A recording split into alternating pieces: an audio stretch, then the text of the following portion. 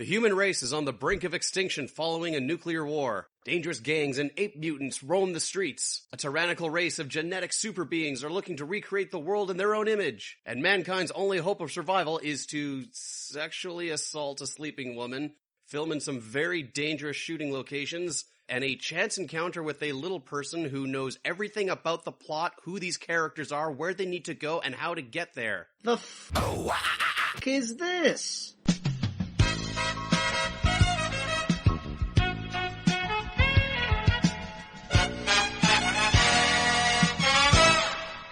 Welcome back, ladies, gentlemen, and however else you wish to self-identify, to the f*** is this? The podcast where we take an in-depth look at the weirdest and craziest movies that are out there and tell you whether or not they're worth watching. But we also spoil the crap out of everything that happens in them. Before we ask that question. Making this whole podcast kind of pointless. I would even say that deciding to listen to this podcast, this roughly an hour and 20 minute long podcast, which is shorter than a 2-hour movie, you're already making the decision for yourself not to watch this movie. Yeah, pretty much. Save yourself the trouble and just listen to two dicks talk about it. That's the service that we're providing. Yeah. It's funny, we've been doing this for a year and some change now, and it just occurred to me the other day when I was editing the last episode, we always end this show by asking, would you recommend this movie? Yeah. We've told you everything that happens in the movie, so our recommendation is basically pointless. Maybe if you decide you want to try it out before you show your friends this movie. Yeah. Well, welcome to the show, An Exercise in Futility. I'm your host, Cass Lesgard, and with me always is Jameson Raptor. Hello, everybody. I suppose, I got nothing. Yeah. This is a bit of a different situation from our normal podcasts. It's currently, it's almost 11 a.m. on a Saturday. I think this is the earliest we've ever done an episode, but it is right in the midst of the Christmas season, and tomorrow I am on a plane on a jet plane. Yes, for 12 plus hours, because me and my sister are going to England to see my mom for the holidays. So today I am running around like a madman trying to get everything. Trying to get one more podcast in under the door before you take off. Slide in this in, and then as soon as this podcast is over, I need to go to work, and in between that and this, I need to see if maybe I can stop up at the post office to get something in the mail. Yeah. Typically, as always, I've left everything to the very last minute. Stress levels at full bars today for Cass. Oh, no, it's fine. Yeah, you're fine. It's fine. It's fine. I'm surprisingly calm given the list that I had to do. I had a big list, but I got everything done. But yeah, so that's me. How you doing, Jameson? I'm doing great. Our game launched earlier this week to great critical acclaim, actually. Woo! I think we're hovering somewhere in the mid 70s to early 80s in the Metacritic score. So everyone's really flying high on that. But at this point, I am kind of spinning my wheels at work. Yeah, you and I met up for breakfast this morning, and I'd mentioned you before, but I'm just going to reiterate it here. Yeah, I'm really not doing much. I'm cutting up some spare dialogue that we may want to put out in the new year for as yet to be released character. One of the, actually our main story editor came to me and asked hey, I have this problem with Excel. I need to do a full word count. Can you show me how to do it? And, I can do that for you. He said, no, just show me how to do it. And I'm I'm begging you, let me do it for you. Please, give me something to do. I mean, we got our holiday party coming out sometime next week. And so this is this whole next week is very gonna much be like a Bailey's in the coffee kind of situation. Right. Where everyone's kind of relaxed. Half the office is already left for their holiday vacations or whatever. Yeah. So we got a skeleton crew and then people coming back for the holiday parties and stuff. I had my holiday party last week, and I've actually, I decided to, rather than, because I have a lot of New Year's resolutions this year, I decided rather than making them New Year's resolutions, I would just start them now. Okay. So I'm not drinking currently right now, and I went to this staff party last week, and I felt like the one guy from Airplane the entire time I was standing there. You picked a bad week to stop drinking? I picked a bad week to stop huffing glue, I'll tell you that much, because, boy, I did not have any fun at that staff party. It was a joint staff party, too, between our restaurant and the other restaurant the company owns. So it was... And because, like, everyone's like, you know, we're all together, like, Yeah. hey, let's get a round of shots for everybody. Here you go, Kaz. Yeah, all the cool kids are doing Someone put a shot of tequila in my hand. It was an open bar, too. And, everyone was just, pouring, the liquor was flowing. Yeah. Someone put a shot of tequila in my hand, and I had to give it back and say, no, I'm not drinking right now. I left after 2 hours. It was great. It was fun. It was super fun. Made a lot of new friends that evening. Well, it's just the two of us today. It's just sort of another basics episode. Relaxed episode. And before we get into the last movie of the year, the last episode of 2019, I wanted to talk about something. So, I have been doing a lot of thinking lately about our only recurring segment on the show. Probably should have mentioned that. And I notice when I'm in the editing bay, when we have the episodes that run really super long, it's always the ones that I probably should have mentioned that. Yeah. So I'm thinking of sort of, I guess, going back to the drawing board on that. And maybe, in 2020, if that segment comes back, I might sort of redo it maybe as like a lightning round. Okay. Or as something, keep myself to like a time limit. Because I think a lot of times people jump on here and there's like 10 or 15 minutes before we actually get to like the guest or the movie that we're talking about. And we're talking about like a movie. Maybe they haven't listened to that episode. I'm like, what the fuck are they talking about? So, it's something I think I need to go back to the drawing board on that. I think like there was one episode where like you had probably should have mentioned that, and I too had probably should have mentioned that. And so like that kind of extended it. So like, one idea is just like, maybe it's just like, limit ourselves to like one fact. Like the most interesting of factoids. Yes. Yeah. And that's something that I have today. That's a very long-winded way of saying it's time for probably shouldn't mention that. Probably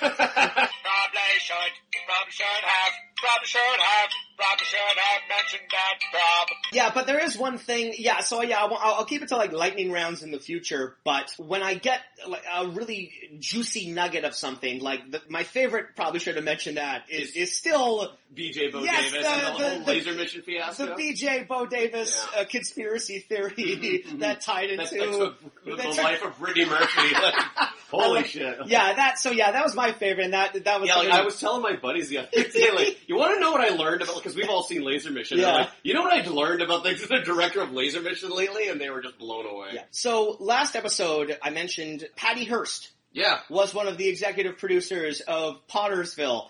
And neither you nor our guest knew who Patty Hearst was. When I was editing that episode, I sort of realized I kind of don't know anything about Patty Hearst. I got some information very wrong, and I had to cut a lot out of that explanation because I was wildly off base. So I thought I would start off this episode just by explaining a little bit more about who Patty Hearst was and what happened to her, because it's all really fascinating. So I'll go... And we are, if nothing else, a historical context podcast. We're whatever the fuck podcast we want to be at any point in time. So I'm going to run this down because this actually is really sort of interesting, and it does kind of tangentially tie into the movie we're going to talk about today. So, if the name Hearst sounds a little bit familiar, as because that Patty Hearst was the granddaughter of... William Randolph Hearst? Yes, indeed. Okay, all yes, right. Orson Welles' inspiration for Charles Foster Kane. So she came from a ton of money and a big legacy, and on February 4th... He was in like the printing press, wasn't he? He was the printing press, he was in magnate. The magazine, and like I think also movies as well. I think I don't know. This isn't me talking about William Randolph. I didn't do my research on William Randolph Hearst. That'll be on the next. Probably should have mentioned that. God, it'll never end. It'll never fucking Enough of the end. Patty Hearst shit, man. Right. So, on February 4th, 1974, 19-year-old Patty Hearst was kidnapped from her Berkeley apartment. She was beaten and lost consciousness during the abduction. Shots were fired from a machine gun during the incident. She was kidnapped by an urban guerrilla group called the Symbionese Liberation Army, or the SLA. The group's main intention was to leverage the Hearst family's political influence to free two of the SLA members who had been arrested. And when that didn't go through, the SLA then demanded that the captive's family distribute $70 worth of food to every needy Californian, which was an operation that would have cost an estimated $400 million. So instead of doing that, Hearst's father took out a loan and arranged for the immediate donation of $2 million worth of food to the Bay Area, and after the distribution descended into chaos, the SLA refused to release Hearst. She was held for a week in a closet, blindfolded with her hands tied, and she was forced to take part in political discussions and was told she better either get on board or they would kill her. And to make this whole affair even more grim, there was also sexual assault. Of course, yeah. She was given weapons training, and 2 months after her abduction, she released a statement saying that she had joined the SLA, and her new name was Tanya.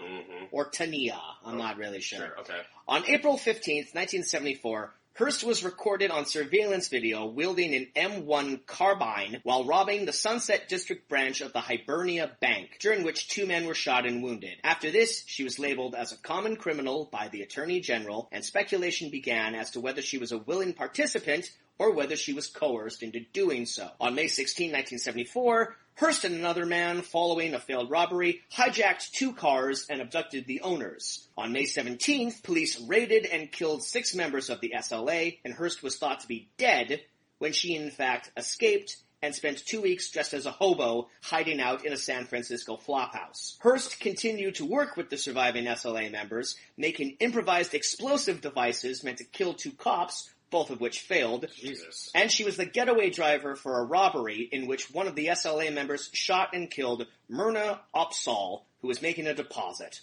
which meant that Hearst could be charged with felony murder. Right. Oh. On September 18th, 1975, Hearst was arrested in a San Francisco apartment, listed her occupation as urban guerrilla, and asked her attorney to relay the following message. Tell everybody that I'm smiling, that I feel free and strong, and I send my greetings and love to all the sisters and brothers out there. Because of her severe weight loss and drop in IQ, which had been 18 points higher before she was kidnapped. Or she was indoctrinated, yeah. Her legal team, which consisted of OJ counsel F. Lee Bailey, put forth an unprecedented defense that she had been brainwashed. On March 20th, 1976, Hearst was convicted of bank robbery and using a firearm during the commission of a felony. She was given the maximum sentence possible of 35 years imprisonment, and she served 22 months before having her sentence commuted by Jimmy Carter, and she was fully pardoned on January 20th, 2001, by Bill Clinton on his last day in office. Why? Good behavior? I suppose, geez. Yeah. Huh. 2 months after her release, Hearst married a policeman who was part of her security detail. They had 2 children. Since her release, she's written a book called Every Secret Thing. She's become involved in a charity that funds AIDS research. She's appeared in 5 films directed by John Waters. And in 2017, she produced Pottersville. Wow. I mean, good on you for turning your life around after fucking such a horrific event, but, you got a lot that you should be accounted for still? That's the big question mark, I think, that comes from the subject of Patty Hearst, is we really, to this day, don't know how much of it she was forced into doing and how much of it she really got on board with. Yeah. And it really is a question of, did she get off lightly because of her wealth and influence? Oh, I completely forgot about that aspect of it, yeah. In all these subjects, it's not really for me to say on these sort of things. It's just, probably should have mentioned that. Yeah. So the reason I wanted to start off this episode talking about Patty Hearst is that as I was reading all about that, just the idea of a wealthy female socialite falling in with a group of radicals and fighting back against the society that she used to live in. It reminded me of a little movie called 1990 The Bronx Warrior. I couldn't help but think of the similarities between those 2 situations. Yeah, well, which brings us to today's movie. Yeah. I mean, Anne never served prison time, and I don't think she murdered anybody in that. She never served prison time because she got shot at the end. Okay, well, the reason that kind of tangentially ties into this is because we are capping off the year 2019 with 2019 After the Fall of New York, which was included in that 4, but really it's only 3 DVD box set of post-apocalyptic movies that I have. Yes. Yeah. Post-apocalyptic Italian exploitation movies, yes. Yeah. Which also brings me to one more sort of correction that I want to say before we jump into this. I mentioned on our Master Q episode that was our first foreign movie, and then when I was editing that together, I realized, no, we've done a lot of foreign movies. We did 1990, and also Underdogs was a foreign movie. And Laser Mission took place somewhere. Yeah. It was just the first movie that wasn't dubbed badly in into English. Yeah. So, yes. So here's another one. Yeah. All right, so 2019, After the Fall of New York. It was directed and produced by two brothers. I believe they're brothers. Two brothers producing movies, running around, and also there's old like women. the Coen brothers. Two brothers making movies with fire. It's just two brothers. It's just called Two Brothers. Luciano Martinez, who is he was the producer, and the brother Sergio Martino, who by this movie, because he's an Italian director making an American movie, he had to go selling in America, he had to go under the pseudonym Martin Dolman. He's directed a lot of giallo stuff, now that I know that term. Yeah, he's directed stuff like High School Girl and Torso and a bunch of other stuff that neither of us have ever seen. Torso. Yeah, right? And that's really all the super interesting stuff that I gotta say about the filmmakers and stuff. Right, yeah. So right off the bat, but he did direct Hands of Steel, which I'm gonna have to show you someday. I've never heard of that. That's a great fucking cheesy exploitation B movie. Fantastic. Yeah. Anyways, some of the cast members here include George Eastman, who you may recognize as someone from Bronx Warrior. Mm-hmm. Yeah, he, I think we identified him as, I forgot who that guy's name is, but he's super popular in Italian B movies. If I'm remembering correctly, I believe he was the gentleman I said looked like Ermac. Yes. From Mortal Kombat. He played Golem, the guy who was the leader of the Zombies gang. Yes. Yeah, that mishmash of a gang. One of the female characters in this is played by a lady named Anna Kanakis. She had won the Miss Italy competition when she was 15 years old, which disqualified her from Miss World. And it just sort of reinforces how fucking gross and weird beauty pageants are. Yeah. Yeah. That's how they do it in Italy.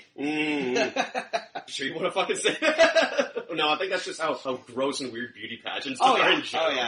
Yeah. I mean, at least she wasn't 6, which is a thing that still fucking happens. Ugh. Anyways, moving on. We got the female lead is a lady named Valentine. What was the last lady's name?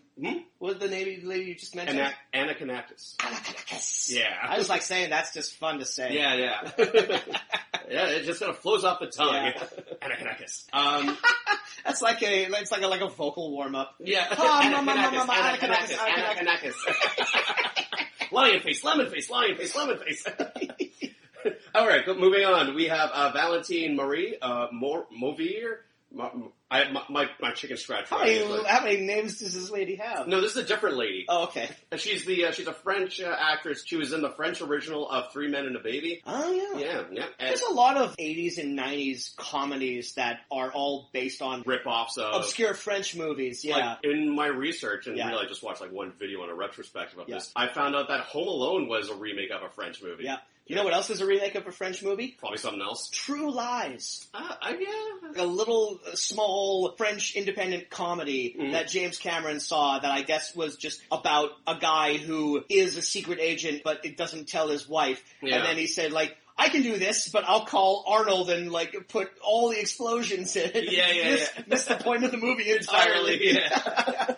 Yeah. I kind of wish Hollywood go back to that because we're getting a little too reboot and sequel heavy here. Why don't we just go back to ripping off foreign films, please? Yeah.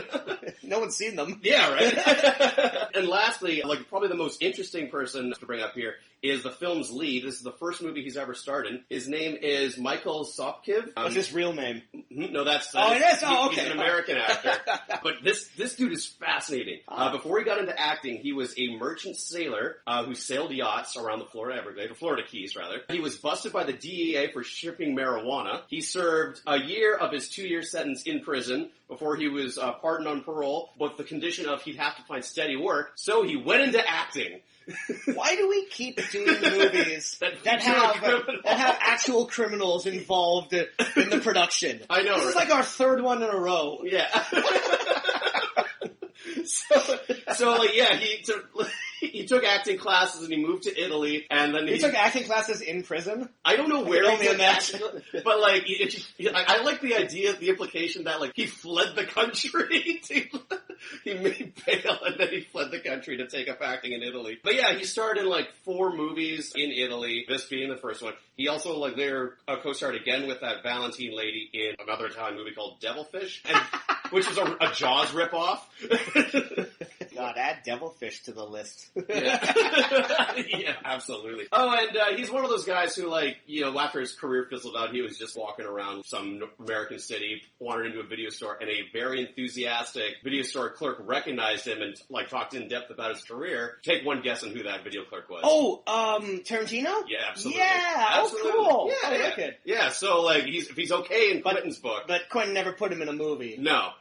So he can't be that good. Is he still around? Is he still alive? Yeah, I think, like, his last credit was in, like, 2017. Not too late, Tarantino. You got one more movie in the chamber. Mm-hmm. Put this guy in it. Absolutely. All right, and the very last thing I will mention about this movie. This DVD that I have of it may be a collector's item. Oh. Yes, this was released in about the year 2000 with an audio track by like the film preservation people who did, not like the actual filmmakers. In the commentary track, they called out websites and the domain owners of those websites by name as people who are ruining exploitation cinema. What? Still do want to reiterate the point that we're not film historians. Oh, God, no. We've just done this to piss off the pretentious people who, you know, congregate at like in that boob.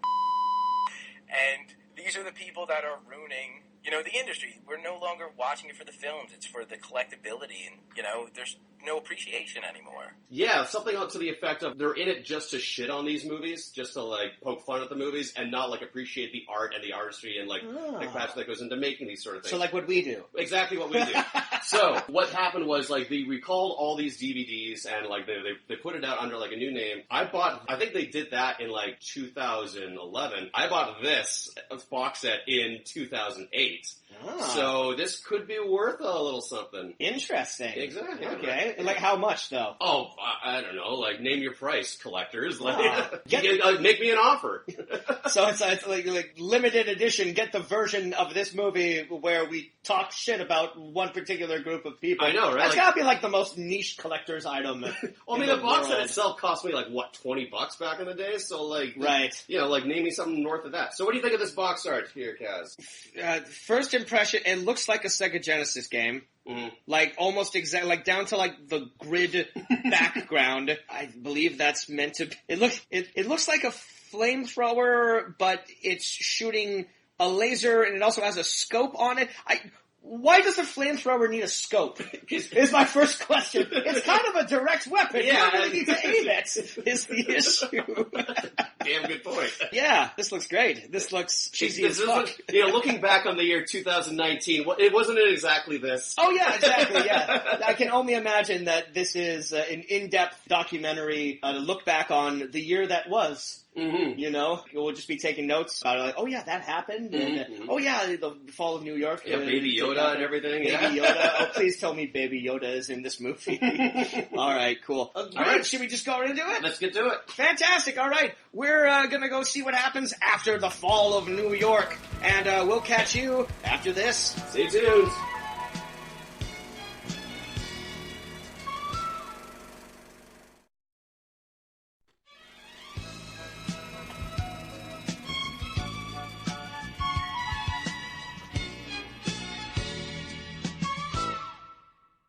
And we're back. We're back from our look back at 2019. Yes, we're back from the distant future of this year. God, remember 2019? Mm-hmm. Remember the warring gangs in colorful clothing and troopers on horseback with flowing capes and the Urak forces, the combination of Europe, Africa, Asia. And God, that was the biggest problem with 2019. Was just like the Urak forces everywhere. The half humans, half monkeys everywhere. Yeah. I think what I perfected this year was my rat cooking techniques. I think I started off in January not really knowing what I was doing, but around, like September, October, like my rat game is on point now. Yeah, I really, that was my resolution as well last year. Like, I'm gonna learn how to cook, and the first book I got was like, what are other ways to cook rats?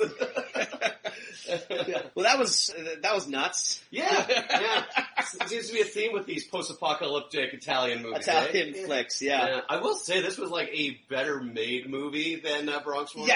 Yes, I concur. I liked this more than the Bronx Warrior. So yeah, you were saying in the intro that the filmmakers were unhappy with people on the internet, I guess, making fun of this movie. And after watching it, I completely completely understand why. Because a lot of work and passion and artistry went into this movie. Absolutely. This is a fantastic looking movie. It looks disgusting, but so much work went into it. In a way that it's supposed to. Like, I wrote down in my notes that these are practical locations that they're shooting on. They shoot scenes inside like a dilapidated warehouse, like at a bus graveyard. Like, I gotta imagine that, like, you know, if not needing tetanus shots after shooting there, they at least needed to take like a hot shower, you know? So to get themselves clean. This is like a grimy, dirty environment that all these actors are filming in and around, and they're crawling under pieces of scaffolding and these charred remains of cars. Through sewers. Yeah. It looks dangerous to film there. Yeah. So made by two completely different studios, production teams. You know, Bronx Warrior and this, you know, aren't made by the same team, but what I will say is that Bronx Warrior very much was trying to sell the idea that we're in a post-apocalyptic future. It very clearly wasn't. They just kind of messed up some city streets, but you could still see traffic in the background and people living their lives. The Manhattan borough was still like fully intact. And this really looks like it's the post-apocalypse. Absolutely. They did a great freaking job. Yeah, and to that point, like, this is sort of like a catch-all of all, like, the like, if you're a fan of the genre, like, check this movie out, because there's flavors of Escape from New York, there's flavors of Children of Men, of The Road Warrior. What I will say is that in Bronx Warrior, there were a lot of things that reminded me of Escape from New York. This movie, as much as I like it, is a complete ripoff of Escape from New York. It has a Snake Plissken character who is sent off specifically by the president to go into New York and do this mission. And he has like a history with the president, and he knows the president is kind of screw him over. And so almost beat for beat, this is Escape from New York. And I had to look this up while we were watching the movie. So Escape from New York came out in 1981. Bronx Warrior came out in 1982. This movie came out in 1983. So the Italians, for whatever reason, saw that movie and are like, we gotta capitalize on this right now. Escape from New York exploitation. It just makes me wonder. I wonder how many other Italian, specifically Escape from New York ripoffs there must be. I don't know. I mean, there's one more movie in that box set that we gotta check. I think we probably have to. At this point, complete the trilogy. Complete the trilogy. The fact that, like, you know, Bronx Warrior came first, and this is like the movie that came after. Like, it is really like, okay, let's like give it a shot with Bronx Warrior. Like, okay, let's take the good lessons that we learned and like dial it up for this movie. Well, I gotta imagine they were probably... Again, it's like not the same Italians making this movie. They were probably filmed at the same time. Like, the one guy, George Eastman, must have filmed these movies back to back. Interesting little point in his career there. Yeah. I wonder what actual movies he did. Did he do... I bet he did a lot of westerns. Oh, yeah? Okay, cool. Yeah. I like to, it's just like imagining that he's in Italy, he's like a serious dramatic actor, but we know him from these two. I'll tell you, point of fact, that Hands of Steel movie that I mentioned in the intro, he's in that one too. Oh wow, okay.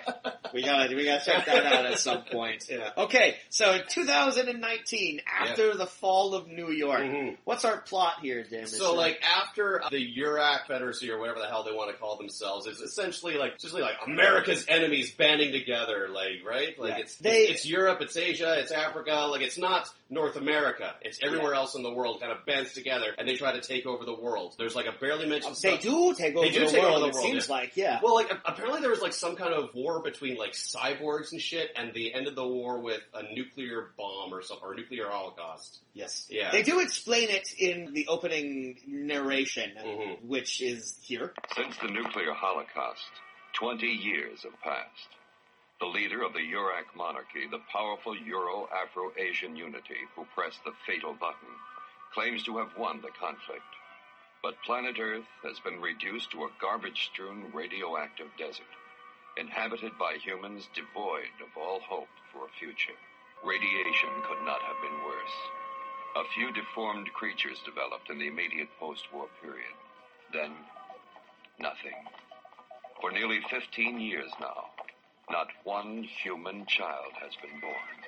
Hopefully that explained it. I don't remember. If you could make sense out of that, good luck. Because it's just future mumbo jumbo. Yeah. So warring gangs. Everyone's sort of like split up, and no one can have babies anymore. This opening scene over the titles is all of the exterior shots in this movie are done little miniatures, little miniatures, and they're great. They're again, like, the miniatures are just as great as everything else. Like, so much detail went into it. Well, I love that there is a lot of detail that went into it, but, like, of course, like, this is shot in the 80s, so, like, very clearly, like, a miniature, and, like, time hasn't been kind to it, but, like, they're practical, and there's like little extra details. My favorite detail is that they show the Statue of Liberty. Yeah, they show the skyline of New York, and they show the Statue of Liberty, but the crown is all droopy. Yeah, like someone left it too close to the heater, or something. It's like it's just melting a little bit. Like, realistically, you would imagine the statue wouldn't be there anymore, but no, it's just my crown is on.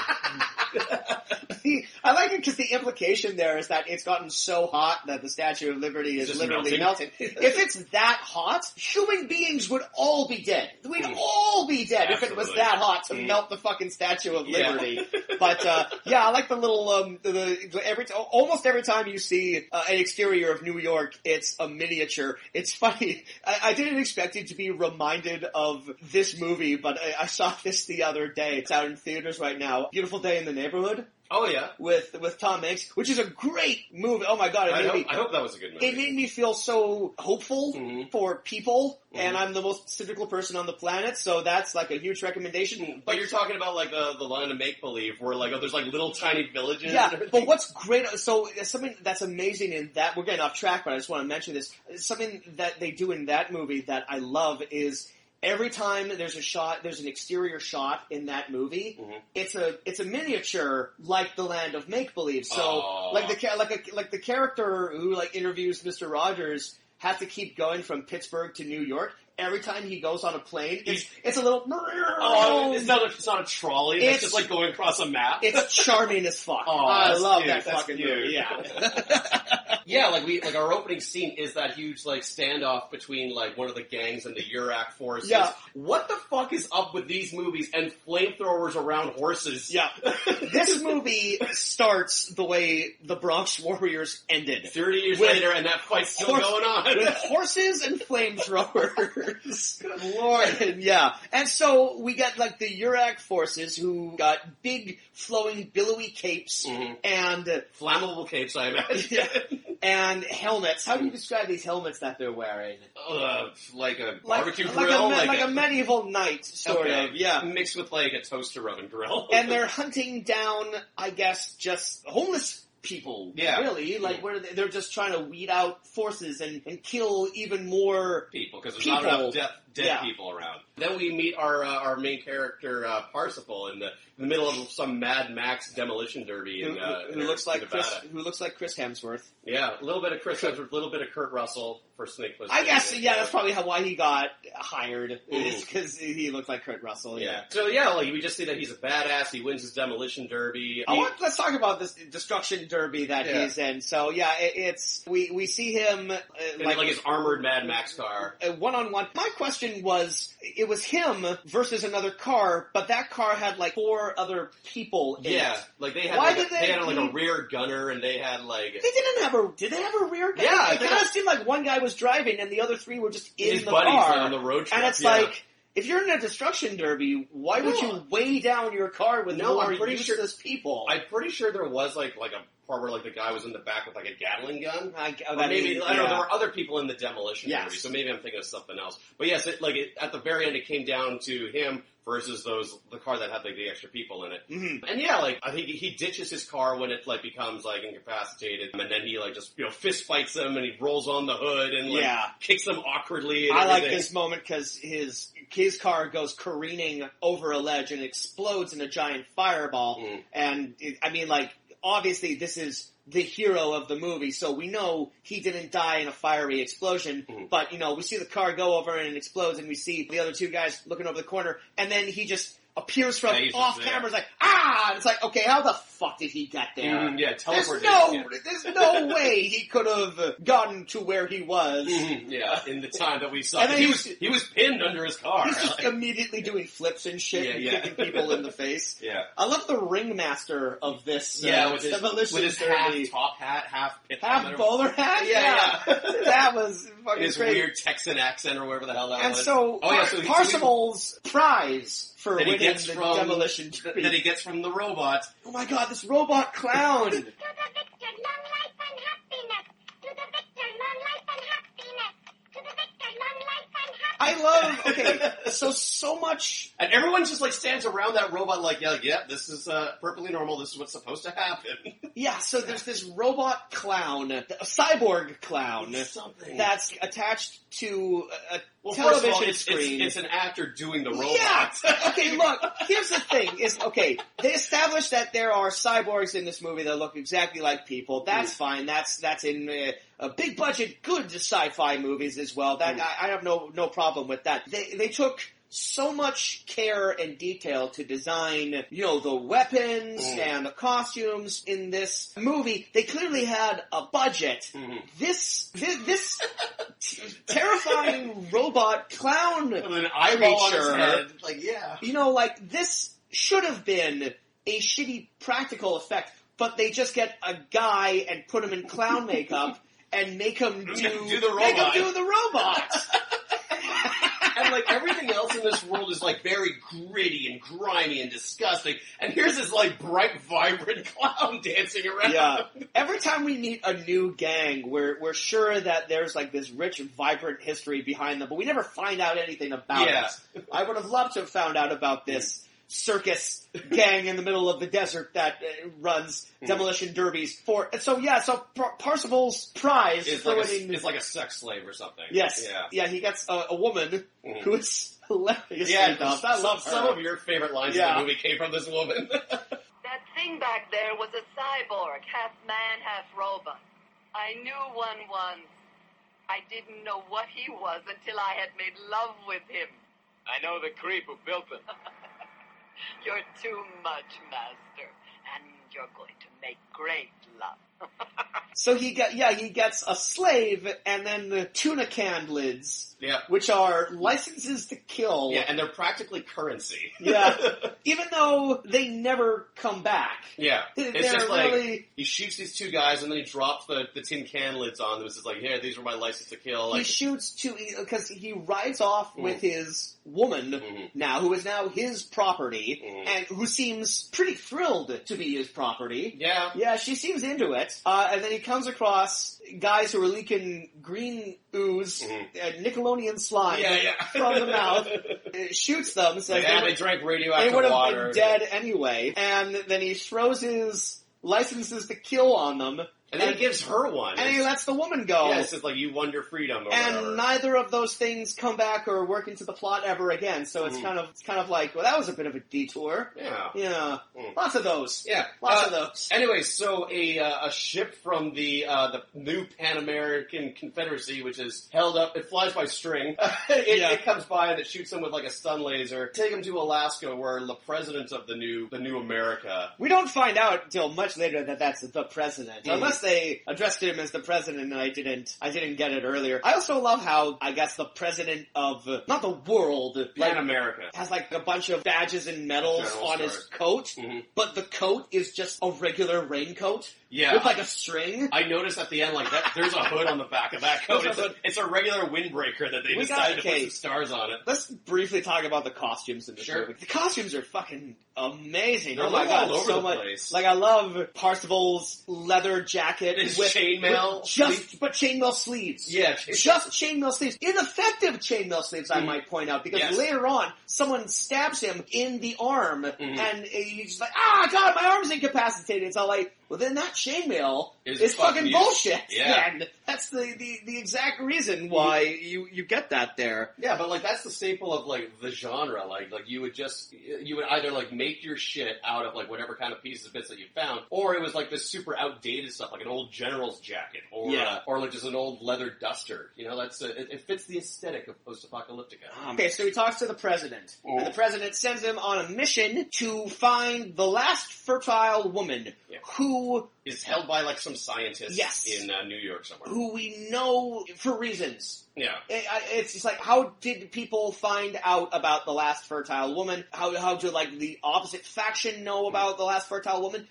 There's no time! There's no time, damn it! We're sending her off into space to repopulate the human race or whatever, Right. like on some space lab. The president sends along with Parzival two associates, Bronx, whose main feature is that he has a claw hand, And his family was killed in front of his eyes, so he's very sad. yeah, and will be disposable. And Ratchet, who has an eye patch and is known as the strongest man in the world. And And he's 50. And yeah, just an older gentleman. To be fair, we'll get to this later because it's a big twist, but, decent foreshadowing. And they keep saying, oh, he's the strongest man in the world. Turns out there's a reason he's the strongest man in the world. Yeah. We'll get to that. But I love Ratchet's weapon of choice, which is like three the metal balls. Yeah, the tiny like medicine balls or whatever that he just shoots from his wrist. Yeah. And flings around On, like a morning star or a flail. Yeah, exactly. But it's like, it is the most effective weapon in the movie. It looks stupid. It is 100% effective It all looks the time. so dinky and useless in a fight. Like, yeah, getting smacked in the head with one of those things would fucking hurt, but like, it wouldn't kill a guy.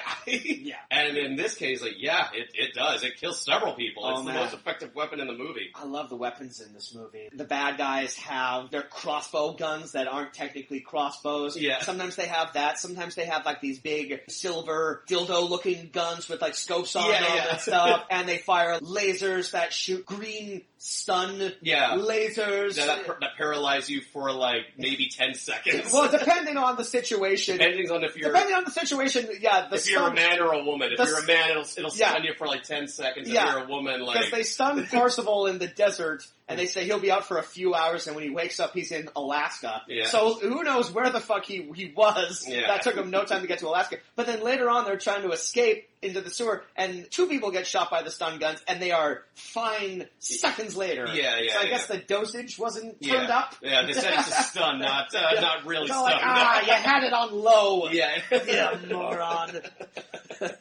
So yeah, they ride their bikes through the desert to get to New York, and they just infiltrate the tunnels and the sewers to get to... Well, before that happens, I want to talk about my favorite one-off character was the gentleman with the trumpet. Yeah, the guy the hobo who plays his horn to the ruins of New York. Who, the second he showed up, my first thought was, I bet that guy was just practicing his trumpet, and then when they came to shot the movie, he refused to leave. He's the same band. He's in the same band as the drummer from Rock's Warrior. Yeah. But then, we see him in the opening, and then we see him again before they get into the city, and... Gives him directions. He's a black gentleman, but when he talks, it is so very clearly a white guy trying to do a black guy's voice. Yeah.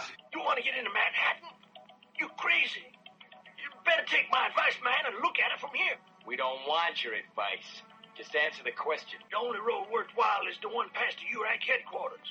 But if you guys ain't hunters, they'll blow your fucking heads off. We're not hunters. Well, there's a tunnel for the pad trains, if it ain't flooded yet. But if you guys get through, you better watch out for the Harlem hunters because they don't dig people trespassing on that territory. It is rough. So we meet the gang of the Needlers, I believe they're called. Yes. And it's a good time to point out that... I think they're just called the Needle Gang. The Needle Gang, sure. Let's just point out that probably some rats were harmed in the making of this movie. Oh, yeah. Oh, totally. This movie killed a ton of rats. Yeah. Because they're in the sewer, and they're trying to, I guess, get to their location, and they run into this other gang who are collecting rats for their dinner, stabbing rats with their big, pokey javelins. Live rats who are scurrying around the legs of these actors. And and sometimes it's clear that they'll, impale a rat on the end of the thing. It's a model, it's a model rat. Toy, but there are so many rats running around, and people are, stepping through the rats that are running. There's one guy who's whipping at the rats. I guarantee they're you, poking the rats with the long poles. Multiple rats got trampled. Yeah.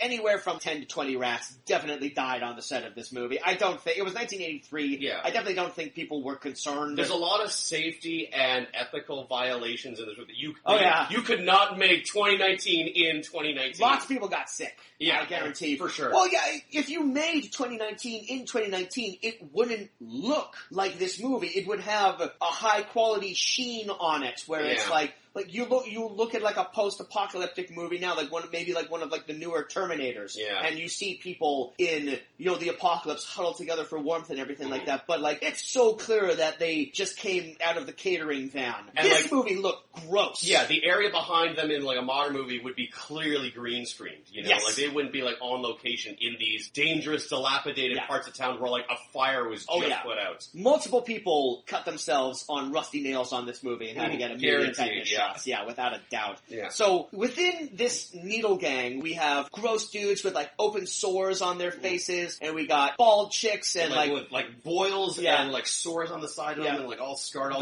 the one Asian gentleman with the righteous Fu Manchu, and then coming down the pipe of the sewer, we see like this gang of the freaks and weirdos, and right in the middle of it is the most beautiful woman I've ever seen. And from that second, I'm all like, gosh, I wonder if that might be the romantic interest of the movie. This flawless French model. Yes. And she has a sort of... It's weird how in this movie where everyone has names like Ratchet and Bronx and stuff like that, she has a very Italian-sounding name. That's like the one thing they didn't change. Giovanna? I wrote down Ciabatta. Okay. And I'm just going to refer to her as such because that's what it sounded like they were saying the entire time. Fair enough. So our love interest is Ciabatta. So like they are alerted to, I guess, like another principal character, Shorty. We later find out. Yeah, God, we gotta... We'll get to... should we want to like, get into Shorty now, or just like... Let's get into Shorty. Okay, so the three of them, the three guys, see the Needle Gang, and they successfully evade capture by the Needle Gang because they're kind of just like hiding over there. But they step in and they get themselves captured when they see the Needle Gang grab Shorty out of nowhere, and Shorty is a little person, a dwarf, and rather than let them take like this random stranger, they decide to interfere, and then they get captured, and then Shorty gets away. And then we later... for in this harsh, like, post-apocalyptic environment where, like, nobody's your friend and everybody looks up for themselves, they go out of their way to save this person who they don't know, who they've never met. And of course, the reason they do that is to set up the fact that later on, Shorty comes back and he gets them out of a jam, and then he becomes part of the gang, the crew. But like the thing that's important to point out is that much later on, when they've escaped, and Shorty leads them to like his underground bunker with all of his other little person friends. It turned out to be a really good call to save Shorty's life because he is invaluable. Oh, Shorty knows everything to successfully like get out of this situation to the point where he sort of becomes the leader. He's calling the shots. He is to Parsifal and Ratchet and everything. But he takes them to like their underground into this plot, and we didn't even know it. He takes them to this underground lair or whatnot, where we find out that he is part of a bigger society of people who are all also dwarves. So he has like a little like underground dwarf little person society. And then in this scene, they ask him like, "What's your name?" And he says, "Shorty, what else?" What do you mean, what else? You're surrounded by people who look like you. Like you wouldn't have that name. What do you mean, like, what else? How about a real name? You know, like, is everyone in the society named Shorty? Well, to be fair, his name probably wasn't Ratchet. Yeah. So, fair enough. I also just want to point out while we're on the subject that Shorty really looks like travel-sized John Belushi. Yeah. I couldn't help but think that the entire time. Oh boy. Oh boy. So like Parsifal has a big brouhaha with like the leader of the Needle Gang. At one point they get captured by the Urax and taken to their facility. They keep getting captured. They get captured by the Needle Gang and then the Urax infiltrate that. Yeah, but before that, the thing that I want to talk about. So the Needle Gang are all sitting around in front of their fire and they're roasting their rats, and the leader is counting rats. And this is where we find out that the Needle Gang have a fun little game, a fun little contest, I guess. I wouldn't call it fun. It's fun for them. Fun within their ranks. The leader keeps counting rats. It turns out they have exactly 50 rats. And he turns to one of the members and he says, "Hey, you guess the correct number of rats, you get to go have sex with Ciabatta now." Yeah. And so it's like, oh, that's a fun little encouragement among the race. It's like, sell the most subscriptions and you get this set of steak knives. Guess how many jelly beans are in this jar and you get forced sex with a woman. Oh gosh. Jeez. Look, okay, alright, this is gonna lead us into a bigger issue with this movie is that I really loved this movie. I really enjoyed it. I really appreciated all the work that went into it. Of course, it's dated, naturally, and it's an exploitation movie, so it does treat women like objects. It does treat them incredibly poorly, but it goes to some really gross places in terms of how women are treated. They're really just slabs of meat in this society. But, you know, it is an exploitation movie. It is a post-apocalyptic movie. It's not the most fun movie to watch with a... 2019 is not the most fun movie to watch with a 2019 sensibility. Absolutely. Is all I'll say on that subject. It's still a kick-ass movie, but it's got a lot of ickiness that it has that level to it, unfortunately. Unfortunately, just yet. You kind of have to grit your teeth and just go, well, different times, I suppose. Yeah. Moving on. So in this moment, the Uraks bust in and they recognize, not recognize, but they just identify Parsifal and They're not Brooks. supposed to be there. Yeah, they're like, you guys don't look like the regular rabble that we see around here. We gotta take you in for questioning, because normally they'll just, like, all the people who get round up get thrown into jail, but you guys seem important, so we're gonna question you. What follows is one of my my favorite interrogation scene. They question I guess, like, the leader of the Urak Empire or whatever. It's never terribly explained. The overseer, but, like, this someone... big, bald guy. Some important figure who kind of explains, like, what they're all about, against, like, his big Picasso painting, which I'm pretty sure was also in Children of Men. Oh, yeah? Yeah. Oh. Yeah, so there's a little tie right there. We'll have to look that up. Yeah. I don't know. Yeah, because I think that painting's all about, like... Children of Men was a direct... Well, I think that painting is all about, like, genocide and shit like that. Oh. Yeah. But yeah, like, so he questions Bronx first, and, you know, the guy who famously has, like, the claw arm, guess what they don't do? They don't fucking bind his hands or remove the claw arm before he gets interrogated. These guys, interrogated, and he fucking stabs the bad guy in the eyes. And what brought you to New York? I'll tell you why I came to New York. To dig out the eyes of a worm like you.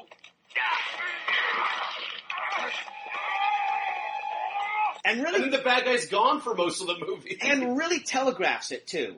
Like, really super telegraphs it. It's not even so much with, like, dropping a hint that he's going to do it. He gives him a big wind up. I'm going to stand up and stab you with my claw arm. And then the guy's like, I can't believe that happened. Who would have saw really? that coming? Yeah, this guy's an idiot, and all of these are the worst guards. My really, God, these are the worst guards. They're the shittiest guards. They never subdue the prisoners. They're always just allowed to, like, walk around. Bronx stabs the leader guy in both eyes with his claw arm, and then the next time we see him, he's tied to a futuristic rack, which is, like, stretching his limbs, but then they lead Parsifal into the room, again, not handcuffed, not anything, and he just stands there and he watches his friend get tortured. No one is watching him, and he's just like, I don't think I want you to torture my friend anymore. Yeah, and he kills out the two guards. Kills everyone in the room. No security, no, like, cameras or anything, no safeguards to, like, shut that shit down or anything like that. They have stun guns, but every time we see it, this is jumping ahead a bit, but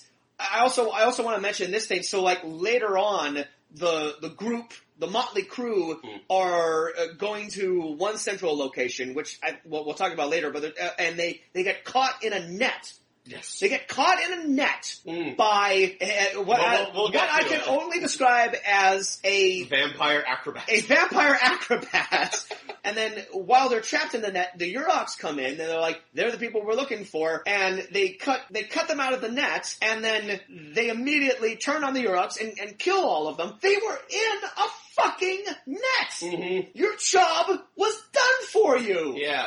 You didn't have to cut them out of the net. Just keep them in the net. They are the worst guards ever. I mean, they say multiple times, take them alive. So I understand that there's a little bit of trepidation where, like, you don't want to, like, shoot them in the head, but it's the future. It seems like they have multiple ways of capturing someone non-lethally. Yeah. With stun guns or nets. But they never do that. They always leave themselves completely open to getting shot in the fucking head. So, yeah, they're terrible. They're the worst villains. Yeah. We also forgot to mention Evil Lady. Oh, yeah. The 15-year-old model that you pointed out. Yes, Anya, who she is just like this evil baroness, kind of the bad lady who dresses in all leather and her skin-tight leather and everything. Mm-hmm. She is Baroness from G.I. Joe and not regal Russian nobility. Yeah. I still think like she's meant to be like this ruthless, heartless, badass kind of character, and I still think she's a little too young to be playing a role like this. Yeah, a little bit, yeah. Yeah, I mean, like, everyone else in this movie is older than her, is, like, just physically taller than her, and when she's scowling around in her leather outfits with, like, the spiked shoulders and the long cape, she really does just look like just a little too corny for my taste. Yeah. Like, she's a little too trying to, like, ooh, I'm gonna get you, and, you know, you can just, like, put your hand on her forehead and she's, like, swinging at you.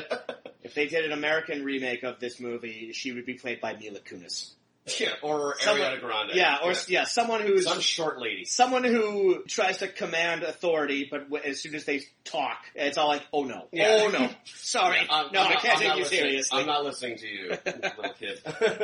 we also, I gotta, this doesn't tie into the plot whatsoever, but we gotta mention, I love the props in this movie. I love all of, like, the future props. A lot of work clearly went into all of them. The evil bald guy who gets his eyes gouged out. Yeah. There's just a scene where he just takes a sip of water. The drinking glass he has is the most impractical drinking glass. It's a petri dish. It's like, guys, I get petri dish tumbler. Like. I get it's the future. I get like things aren't supposed to look like they look like in reality. It's a glass of water for fuck's sake. Yeah, you can dial it back a little bit on certain things. Like we've already perfected the drinking glass. Like Star Wars had weird liquid. They drank blue milk. They still drank it out of glasses that were clearly glasses.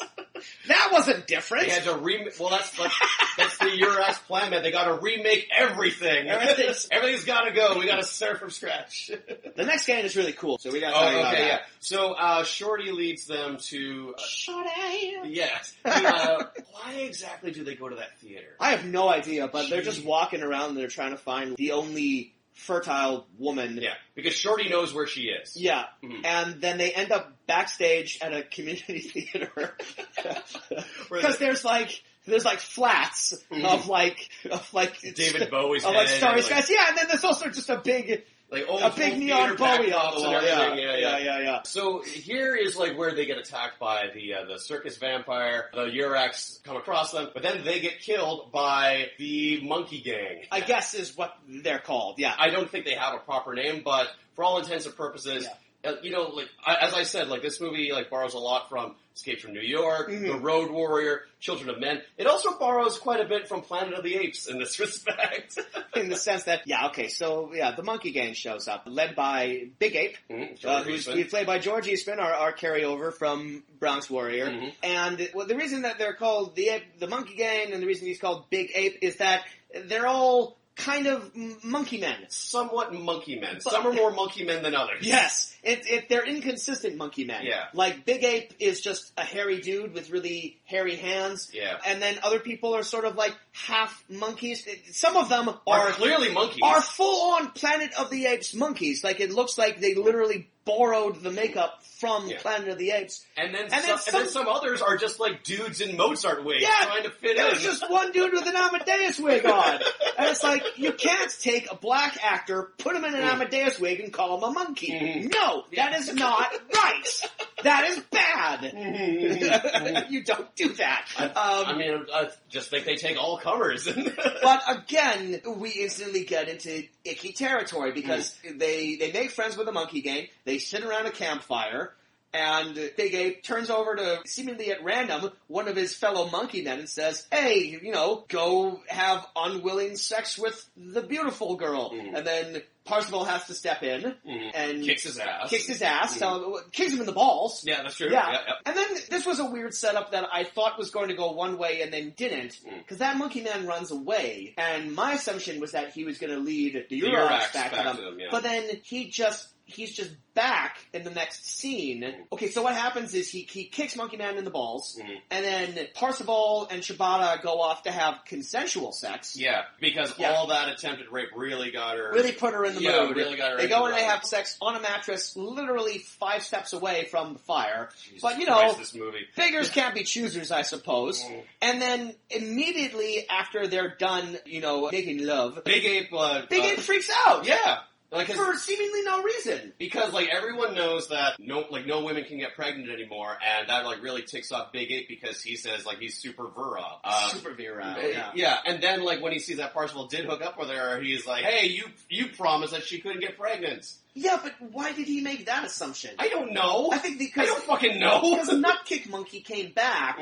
And he's all like, that guy lied to you. He's all like, scimitar! Yeah. Or what was his... Like a cutlass or something. Yes, he had like a pirate cutlass. Yeah. Big Ape is dressed like Errol Flynn. Yeah, for some reason. Yeah, you pointed out, like, he's got a lot of good costumes. George Eastman's got really good costumes. Yeah. He must have that in his writer. It's all like, you gotta make me look good. Yeah, exactly. In these movies. But anyway, so... Yeah, then Shorty, like, intervenes and says, like, no, she's not the fertile woman. Like, I know who the fertile woman is. I'll take you to her. It's like... Which is, like, seems like a bad idea. Also, did he mention that earlier? That he knew? Yeah. I don't... Because look, so they're in the little person hideout underground, and then the Uroks come and they use, like, that sonic blast weapon that kills all of them. Except those who put, like, wax in their ears. That's weird. So they're all dying from this sonic boom weapon, and then Parzival goes over to the fire. There's a rock near the fire, and he just kind of runs his hand over the rock and puts something in his ears, and then he does it to everyone else. He says, looks like he... Put wax in your ears. It's like... But it looks like grease. It doesn't look like anything. It looks like he put literally nothing in his ears, like he's a little kid, like making up, I'm saying, I'm using my sonic weapon on you. No, because I have special wax in my ears. That's nothing. There's nothing there. I'm using the special rock powder to keep my ears plugged. I thought it was pebbles, maybe? Yeah, maybe pebbles. But anyway, so, like, okay, they have to escape from that area, because the Uroks are after them, but then we find out that not only does Shorty know where the woman who can still give birth is, it's right next door to that. Yeah. It's like down the street and to the left from that. So it's like, wow, we sure went the long way to get to this point. We sure lucked out that the Uraks didn't didn't investigate this immediate area. We sure lucked out that we ran into the one person who knows everything that we need to know. Yeah, to get to, like, where she is, how to get her out. He just happens to be best friends with the professor who is in charge of this entire situation. Yeah. So they break into the professor's lab. And for people keeping score, they now is Parzival, Shibata, Ratchet, Big Ape, and Shorty. That is our motley crew. Our team of 5 now. Yeah. And so they get to the professor's lab, they blow open the blast door, which seems like a really weak fucking blast door. Whatever at this point. Yeah, I guess for the movie to proceed, like, that has to happen. Yeah. Whatever. Turns out the professor's dead. He died, I assume, of alcoholism, because there's a lot of empty there's just beer cans on them everywhere. And we find that the fertile woman is this, young, beautiful woman who is kept alive in this, like, Sleeping Beauty glass chamber. Who is the professor's granddaughter. Yeah, his granddaughter, yeah. Who was, like, born in, like, this, sterilized environment.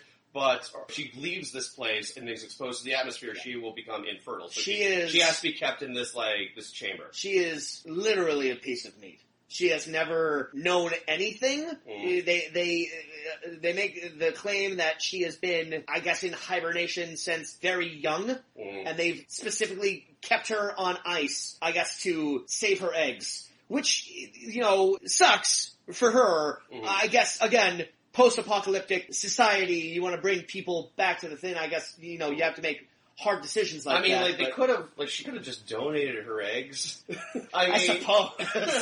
They would have, it would have descended into chaos and people would have fought over them and then we wouldn't have had a plot. We wouldn't have had this amazing movie. Yeah. I'm just saying, you don't have to spend your whole life in, this bubble. Yeah. This is a problem. We're getting into, fucking gross territory with this. This is a real problem, what happens next. Yeah. So they decide, like, the professor has a car that could, like, take them all the way back to, like, the evac zone to meet up with the sweet 1979 this old Chevy here. Chevy Impala, yeah. I don't even know if that's a car. Chevy Impala is a car. Okay, cool. No, they say, like, okay, well, we gotta armor plate this thing, and we gotta head up to the scrapyard. Hey, Big Ape, you seem to be really into this woman, this unconscious they don't woman. say he volunteers to stay behind. Mm-hmm. And then And Shorty, who is apparently taking control of things, says, Chibata, you stay behind too and watch them. I guess she's gonna do something.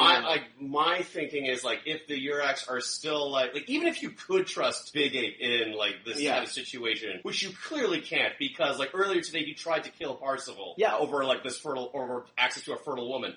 Even if you could trust Big Ape, the Uraks are still out there looking for you. In case they show up, maybe have, like, one of the two guys who seems to be really good in a fight stick around and help guard her.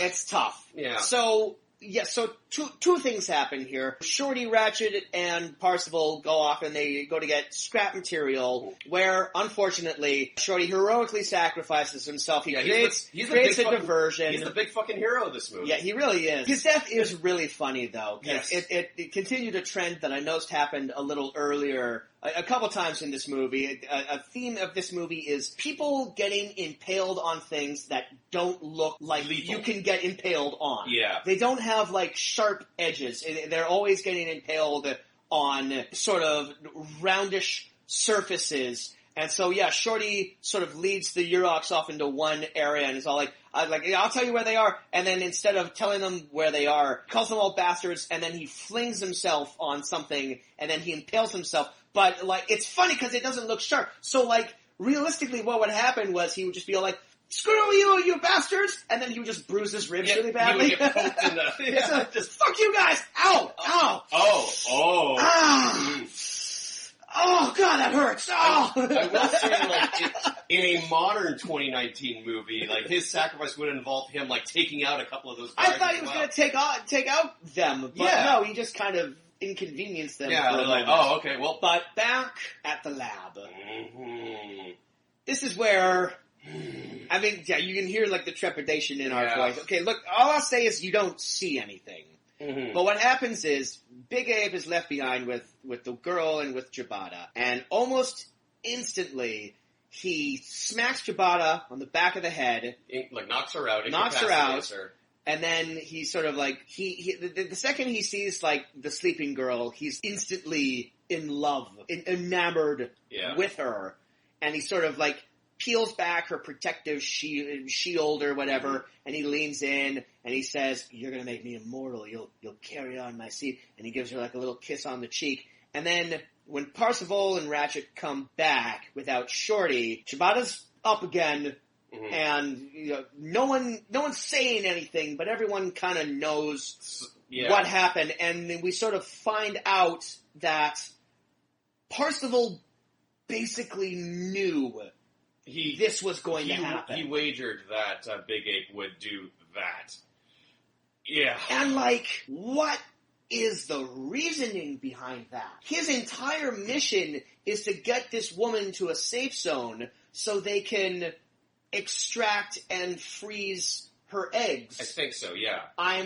This is the moment where I'll admit that I'm not super up to... I don't really know how that works. I'm a very ignorant man. I don't really know how you harvest a woman's eggs. But he makes a comment like, let's just hope Big Ape is as virile as he says he is. Which is, first of all, a weird fucking thing to say about another dude. But just the implications of that are disgusting. Really, really uncomfortable. That's probably the hardest part of the movie to sit through. But he wants to get her so they can get her eggs and start, getting the human race back on track. Wouldn't a pregnancy, like an actual pregnancy, sort of complicate that? Particularly if it's like a mutant ape baby? I mean, they would have to wait a year or so before she could, like, do that again. Yeah. And also, you could talk about the effects in regards to the story, but, I mean, we can't, escape the fact that rape, that's just rape. That is a flat out rape. That is. And it's treated like, the future. And it's like, no, movie, that's fucking gross. Mm-hmm. That's bad movie. You lose points. Absolutely. You lose points. You had for everything that. going for yourself in this movie, like, right up until that. Yeah, because there was no point in it. Because the whole point was that we need to get her to do this one thing, and this other thing with Big Ape's child isn't part of the plan. It's not part of any plan. So it's just a needless, gross detour. Yeah, right there. That devalues a woman. Yeah. Well, I mean, this entire movie devalues women. Yeah. Yeah. Hey, how about that escape sequence? How about that escape sequence? That was something. That was actually kind of fun. That was fun. Yeah, there was some explosions there. Yeah. Ooh. Yeah. So no, like just talk about anything else. That escape sequence, like you, like as they go through like the Lincoln Tunnel, like they keep running into like all these guards and they take out like all the checkpoints and everything in like a pretty decent like escape sequence. And it had like one of like the biggest laughs I ever heard you do when they drive through the tunnel and then like deploy the mines or deploy the spike traps, and all the spike traps are these glowing lit up cones that if you're skilled enough you can drive around. You couldn't miss them. You can see them from a mile away. I think the jury's out whether or not they're landmines. They do mention that we gotta get through this tunnel and there are landmines all over the place. But so I don't know. If they are traps, what's the fucking point of making the person you're trying to capture see them? Yeah. And like you can see them and he's driving the car and he's like, hold on, and he drives around them. Effectively drives around all of them. Like, doesn't hit a single one. Like, remember when you were in driving school and you're just taught like to just like weave around the cones? It's the exact same principle. Yeah. Yeah. Just don't touch the cones and you'll pass. If you have explosive devices, hide that shit. Yes. Yeah. That's the entire concept of landmines. Oh, I was also just blown away that, like, you know how, like, when we first started this podcast, I mentioned, like, hey, how many lasers do you think there are going to be in Laser Mission? And there's, like, not a single one. All the fucking lasers in the world are in this movie. Lots of lasers. So many lasers in this movie. There's a laser turret. There's the triangle laser that gets them coming out of the tunnel that kills Big Ape. Yes, Big Ape. That, like, skeletonizes him. Be Ape meets his comeuppance, so they all pile into the car. They almost leave Big Ape behind, but I guess Parzival's gambit is he knows that Big Ape is going to fucking rapist, impregnate this woman, but the flip side of his gambit is he knows that Big Ape will literally sacrifice his life to save her, and so they get to the very end of this tunnel, and I guess there's this big vaporizing laser that turns him... Doesn't kill anyone else, but it kills him. No, it doesn't kill anyone else. It only kills Big Ape, who's turned into a gooey skeleton. And I guess Parzival knew that was going to happen. But characters seem to know a lot in this movie without any explanation. So, like, they escape New York. Oh, fucking hell. It's like that other movie, you know, Escape from New York? with John Carpenter and Kurt Russell. Big Trouble in Little China.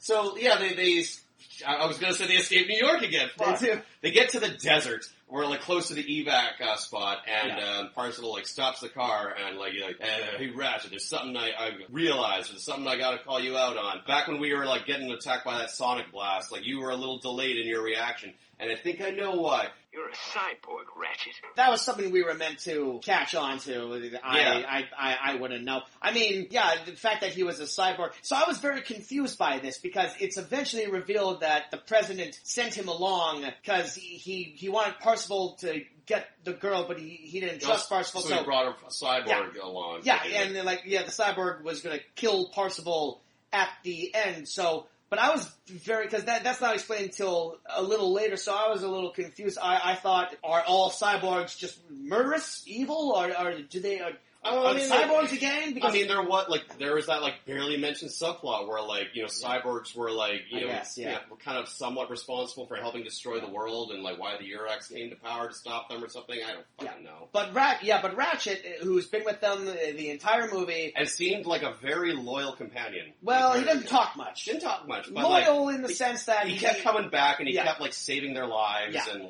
But just immediate heel turn and just tries to kill both of them. Stabs Chewbacca in the stomach before... What happens? He gets his head smashed in, right? Oh, yeah. Parzival grabs a rock and he bashes on the side of it. And then, a cartoon Tweety Bird. Oh, God, that's right! It was supposed to be the machine circuitry is, getting busted, but, the sound does sound like cartoon birds, just going around his head. It's like... initiate cartoon bird sound effects, and like a little hologram pops out, and it's just like...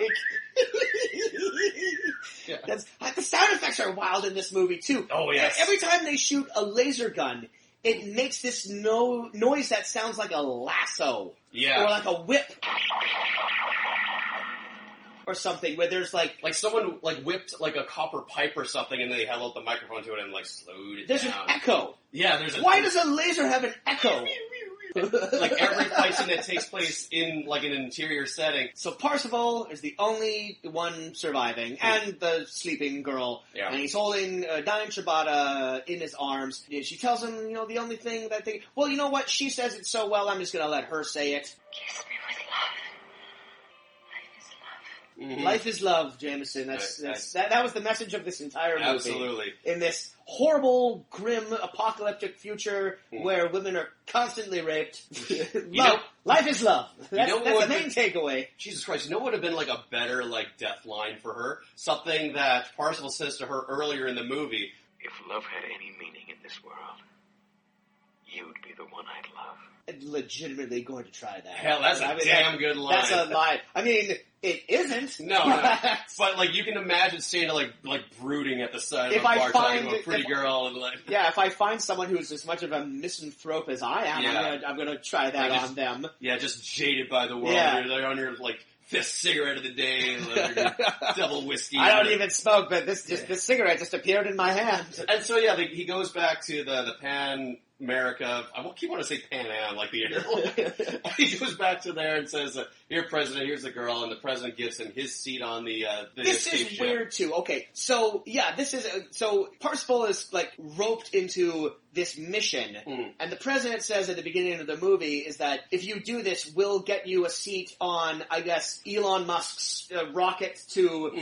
What's wild is like we fucked up the Earth. So we're gonna put all the important people on like a spaceship and send it off, like that old trope. You would assume we're going to the moon, we're going to Mars. No, they mentioned like the ISS, like a completely different solar system. Yeah, they're going to Alpha Centauri. Yeah, which is what? I think it's the closest one to us. Yeah, they're going to a completely different. Still, that seems a bit drastic. I feel like there's somewhere closer you could probably go to. And in 2019, we are not close to getting to that thing. Remotely close. But right at the very end, when Parsifal comes back, the president, who's I guess dying from space cancer. Well, he only has like that. That wind jacket that he has. That windbreaker. Yeah, he caught a chill. Yeah. He's old. Yeah, the president says, "You never had a seat on that spaceship to begin with, but I'm giving you mine." What do you mean he didn't have a space? You're the president! Yeah. Make it happen. You're the one who's in charge of us, but you can have mine because I'm dying and I'm not going. It's like...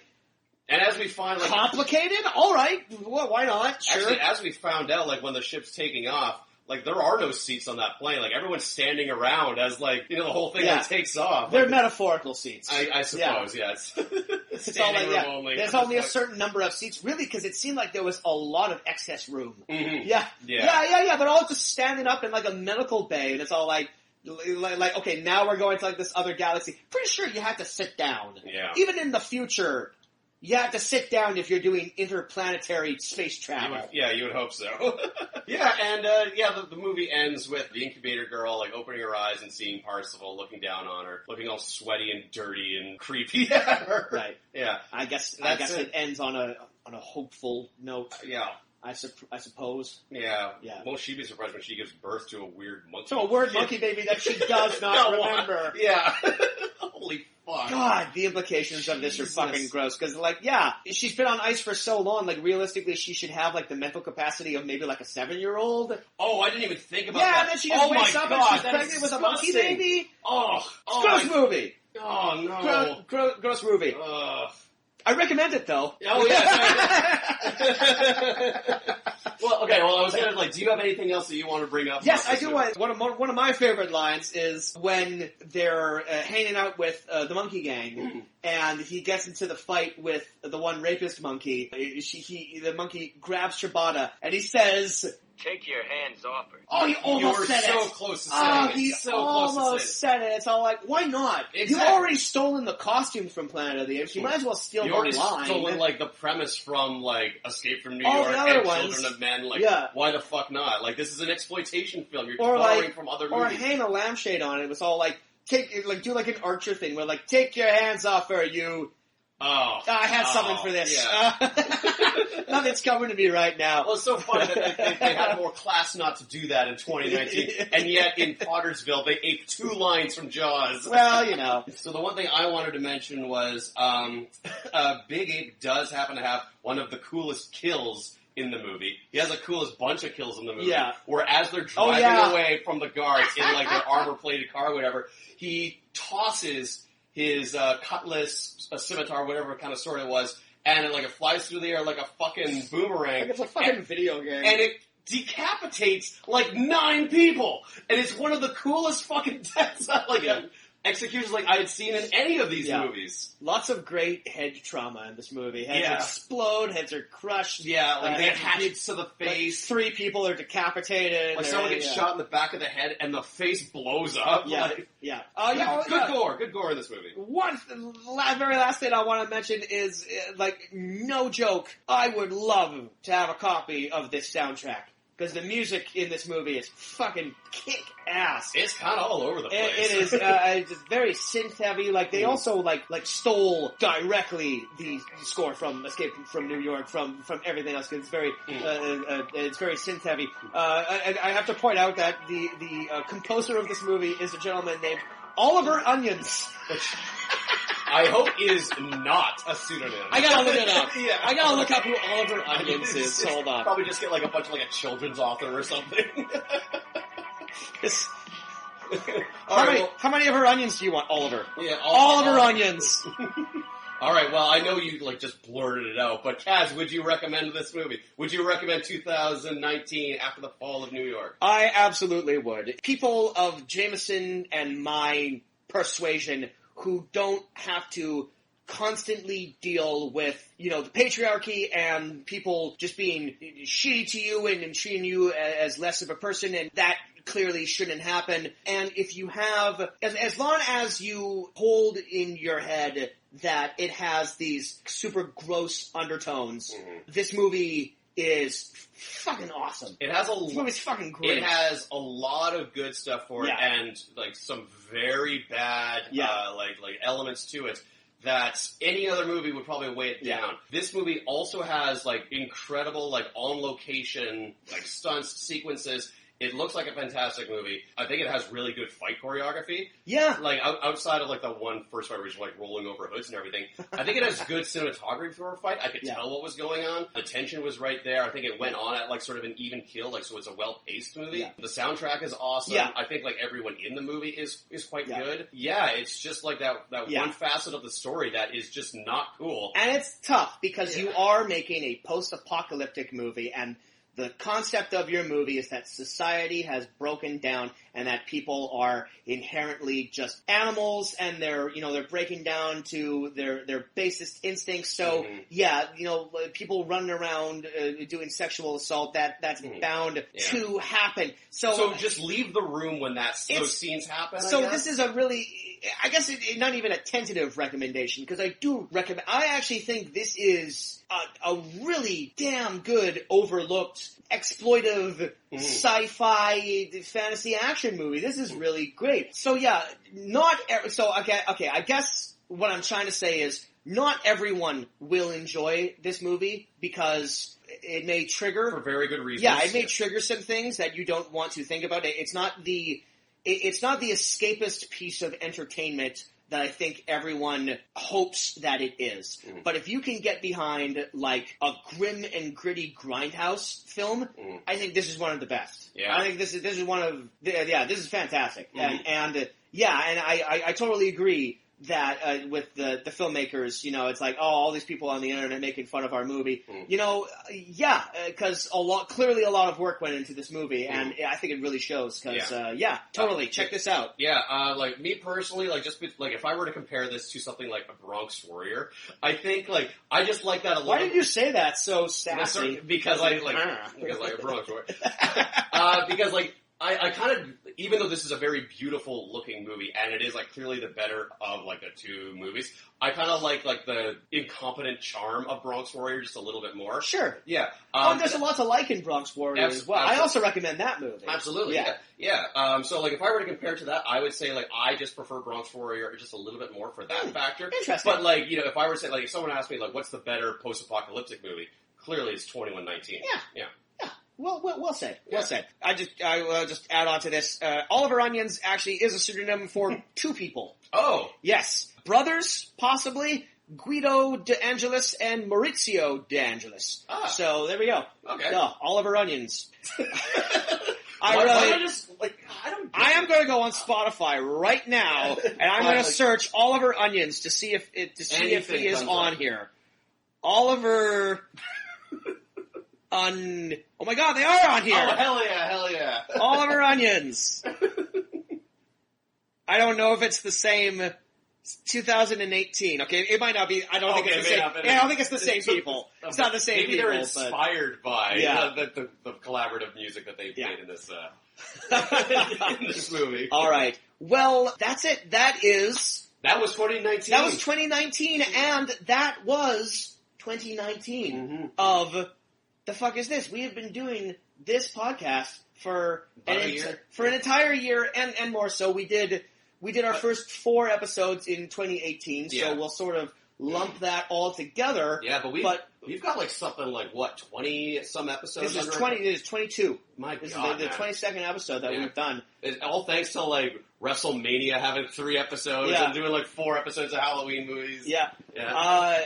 I've really enjoyed the hell out of doing this podcast. This has been a lot of fun. Yeah. This has been a great new thing, and if anyone is listening to this, thank you so much. Thank you for listening. We're not sure how many people this is reaching outside of our circle of friends, but every once in a while I get a few people will jump onto the Instagram and will be people that I don't know that are just other YouTubers that are like, check out my page and stuff, and it's like, wow, are there random people listening to our shit? That's wild! I know that, like, one of, like, our least liked movies, Aspen Extreme, had, like, recently crossed over, like, 1,000 views. That doesn't happen just, like, by us. Like, people are, like, seeking this out. Yeah. That's fucking crazy, man. That's great, man. Gosh, because I feel like this, I feel like every podcast does this, but, you got any plans for the new year? Plans for the new year? I don't know, like, I can tell you just, like, for, like, the crunch time that, like, we had just endured at work, I was, like, neglecting, like timing at the gyms, and I know everyone says, like, oh, I want to get, like, in shape for the new year, like, I legit want to get back into shape for the new year, like, and just, like, general, like, taking better care of myself, because I am getting a little long in the tooth. Yes.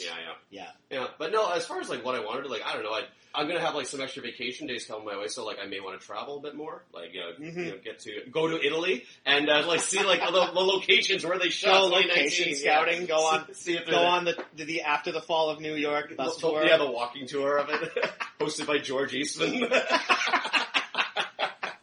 So I'm sure it's a delightful man. I hope. Yeah. How about yourself? Yeah, I mean, 2019 was rough, man. 2019 was rough. I did, like, a lot of soul searching. Yeah, I did some not great things to my body and to my soul in this year. So in 2020, I kind of have to.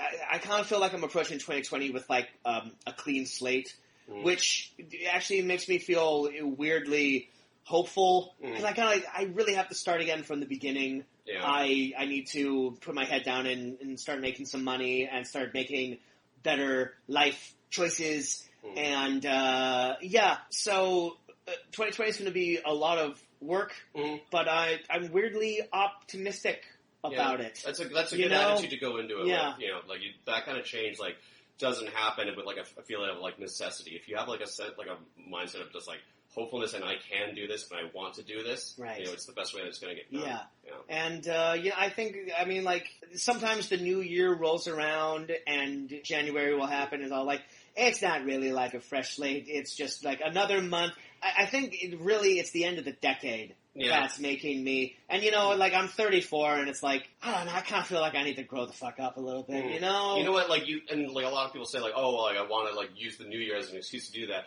Like you had mentioned that you had taken a step back from drinking over the last. Yeah, I started so that. You've already done it. Yeah, I wanted to start it in December, started, man. so I didn't have to be like, well, that's my resolution. So no, that's you're already not a beholden thing. to anything. Like this is like an ongoing thing for you now. Yeah.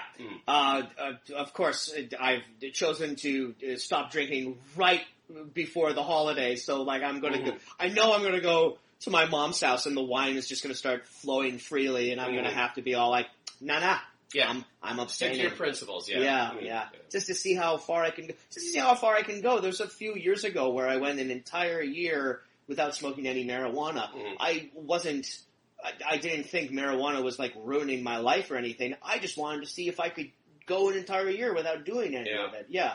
And now I smoke like a chimney. But like I have that year where I'm all like, I knew I could do it. And I'm like, I could probably do it with alcohol too. You have that willpower within you to do that. So well, here's hoping anyway. Yeah.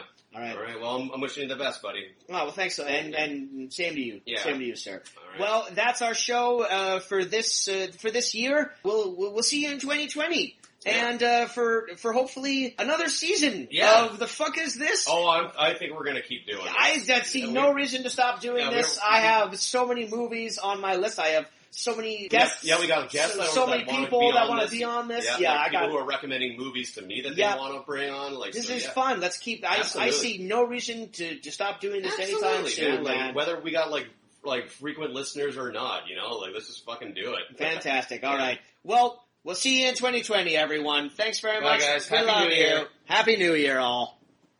Ugh.